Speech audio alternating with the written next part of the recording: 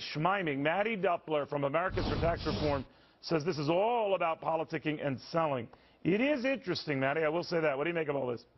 Right. Well, the coincidence here, too, is that this report's coming out the day after we have CBO releasing their updated estimates as to what the law is going to do to the American economy and what it's going to be in terms of spending and taxes. And they confirmed exactly what taxpayers already know. This is $1 trillion tax hike. This is a huge, unsustainable, new mandatory spending program that we can't afford. And it does little to solve the problem of the uninsured in America. You know, the thing is here, there's two sides of politics here, right? The idea that we've got drug makers involved in what is going to be a very lucrative deal for them. But on the other side of things, the Obama administration realizes that seniors vote, and they are a huge force for what he hopes will be coming in the next election. But he's been trying to sell Obamacare as a boon for seniors, as something that's going to save their health care and fix any problems they have. For a million of them, Mattie, for me, and I know how this is being phased out and rolled out. For a million of them, they just got a $629 break. Well, what the I think we can question this math, by the way, and I think it's not a given that the drug companies that get into this automatically will pass along those savings. Leaving that aside, that's a million guaranteed votes, but I'm wondering whether those votes are guaranteed, period. What do you think?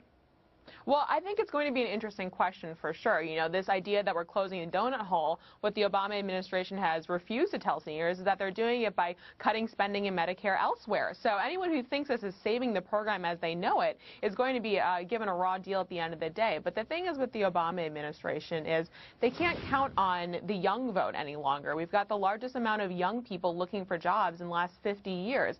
These people are not excited coming out of college to no employment to go and vote for a president who put the economy in this situation that we're in now. But, but we're back on the health care law, though, Mattie, and you're a genius at this stuff. If you don't mind, just sticking to this for then.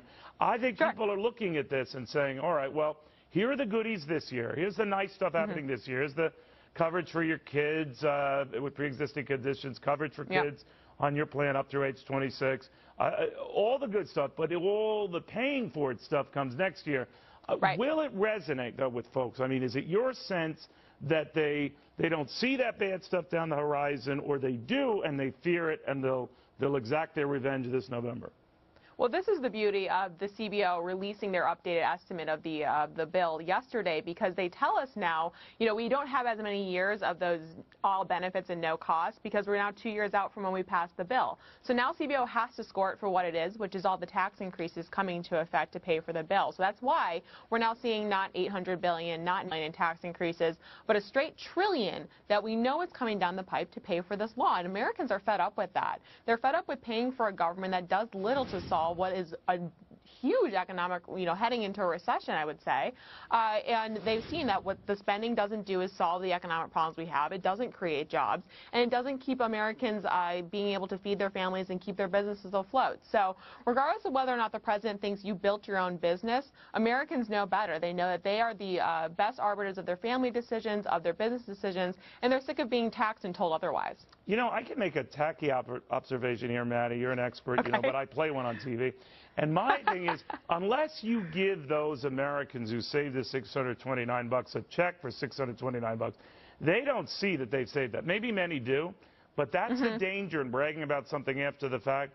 You don't see it. You don't have a tangible credit check or rebate or something like that. So there's a tactical flaw. If you're going to buy off people, you should do so via check. Let them know it. You should do so via check. I agree. I agree, and this is, I'm sorry, Neil, go ahead. No, finish the point, I'm sorry. Well, this is exactly the problem with having a government takeover of health care, is that you remove consumer choice in their decisions. So they no longer see with the decisions that they're not allowed to make. They don't see the money they're not getting back. You know, it's all of a sudden, it's this broad discretion for the government to tell you what to do or how they're spending your money, but you never see any of it. So it's hard to know what you're benefiting from in that point. Good point, Saul. Mattie, great having you. Thank you very much for coming. Thanks, Neil. Well, some seniors might be happy, but